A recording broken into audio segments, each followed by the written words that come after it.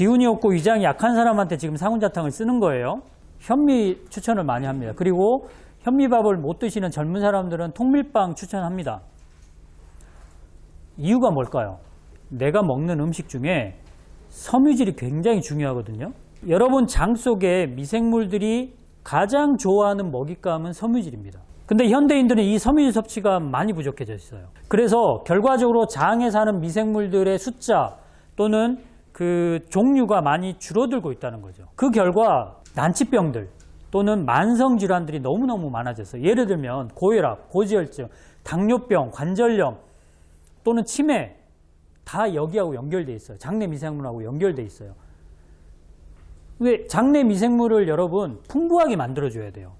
그러려면 이들이 먹거리로 사용하고 있는 섬유질을 많이 넣어줘야 돼요. 자, 그렇게 하기 위해서 제가 현미를 추천하고 현미 외에도 부식으로 이런저런 섬유질이 있는 음식을 많이 추천하는 겁니다. 근데 이런 질문이 들어와야 돼요. 나는 현미 먹으니까 소화가 안 되더라. 질문 들어올 수 있어요.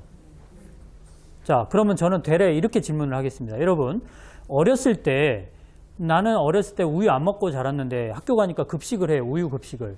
우유 먹으니까 뭐 생겨요? 설사 나요. 그럼 우유가 안 맞는 거네?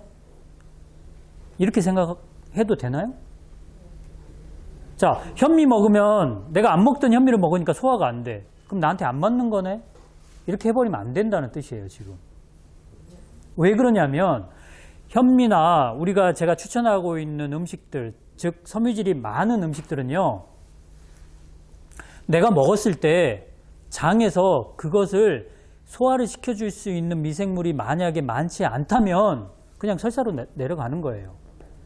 소화가 잘 안 되는 거예요. 그런데 내가 계속 먹다 보면 그 미생물들이 많이 생기거든요.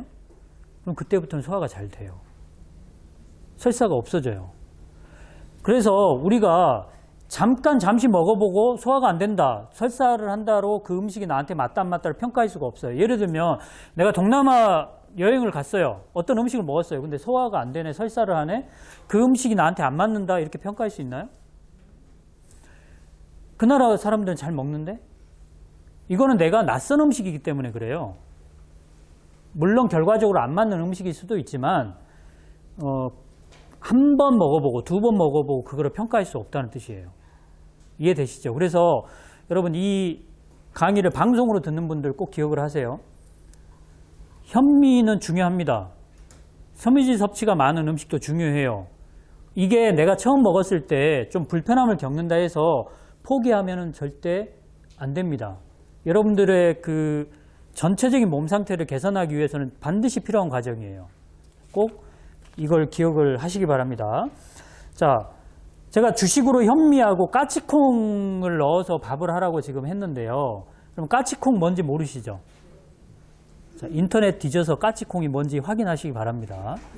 근데 까치콩은 왜 중요하냐면 까치콩이 기운을 내게 하는 데 도움을 줘요. 그리고 소화를 시키는 데도 도움을 줘요. 사군자탕을 복용할 사람들이 딱 이 두 증상을 가지고 있잖아요. 그래서 현미를 드실 때 까치콩을 넣는 것도 아주 좋아요. 그런데 현미를 먹으면 거칠잖아요. 맛이 없잖아요. 자, 이런 분들을 위해서 제가 단삼을 준비했습니다. 단삼을 달여서 그 물로 밥을 하면은요, 제가 이 강의를 찍기 전에 정말 어제 저한테 찾아오신 분이 이 얘기를 털어놓고 가더라고요. 자기가, 물론 그분도 저한테 약초를 배우신 분이고, 단삼 달인물로 저는 밥을 해 먹어요.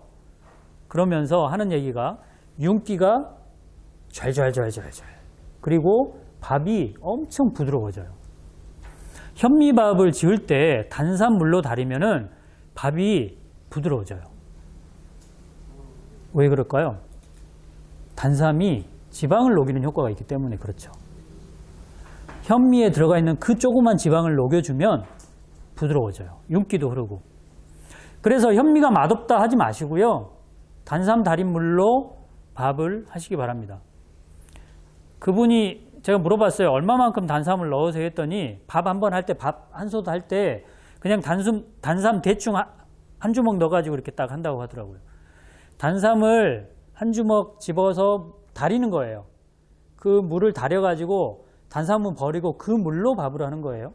탄수화물 자체를 넣는 게 아니고.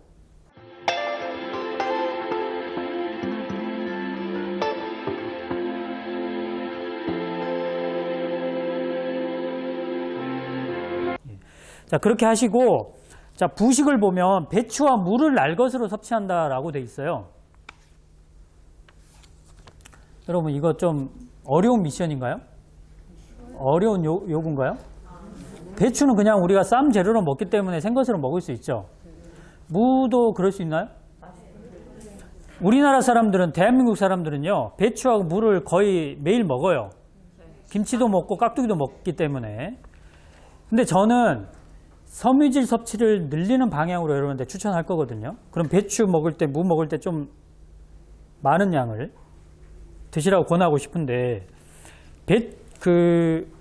김치하고 깍두기를 많이 먹으라 할 수는 없어요. 그렇죠. 소금 때문에 그래요. 배추, 무를 많이 먹으라고 하는 거는 좋은 건데, 김치, 깍두기로 많이 먹으라 하면은 소금 섭취도 많이 늘어나기 때문에 생으로 드시는 것을 권합니다. 물 마시는 시간이 매우 중요합니다.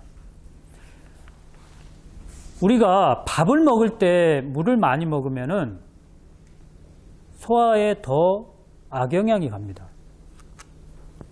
마찬가지로 우리가 밥을 먹을 때 밥을 먹고 나서 물을 우리가 입가심으로 마시잖아요. 이것도 사실은 피하시는 게 좋습니다. 마찬가지 의미로 밥을 먹을 때 국을 많이 먹는 것도 좋지는 않습니다. 이유는 음식과 함께 수분 섭취량이 많으면 그 수분은 위에서 흡수가 다 되거든요. 위에서 100% 흡수가 되기 전까지는 소화작용이 일어나지 않습니다. 그렇기 때문에 밥하고 물을 같이 먹는 것은 별로 좋지 않은 방법이에요. 사실 우리나라 사람들이 위염이 많은 이유 중에 하나도 맵거나 짠 음식도 원인이기는 하겠지만 물 섭취, 그러니까 식사 중에 수분 섭취가 많은 것도 원인 중에 하나예요. 위장을 튼튼하게 하고 기력을 좀 돋우기 위해서 지금 4군자탕을 배웠잖아요. 그러기 위해서는 하루에 3끼보다는 2끼를 드시는 게 좋은데 왜 그러냐면 내가 어디 몸이 아파서 병원에 갔어요. 그러면 의사들이 그냥 입버릇처럼 하는 얘기 중에 하나가 좀 쉬세요. 쉬세요.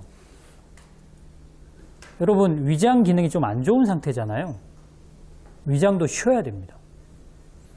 뭔가 우리가 몸이 안 좋을 때는 적극적으로 뭔가를 공급하려는 노력도 필요하지만 쉼을 주는 것도 매우 필요한 과제 중에 하나예요. 쉬게 해줘야 돼요. 그런데 위장이 가장 쉬기에 좋은 타이밍이 사실은 저녁이거든요. 근데 우리는 저녁에 제일 많이 먹어요.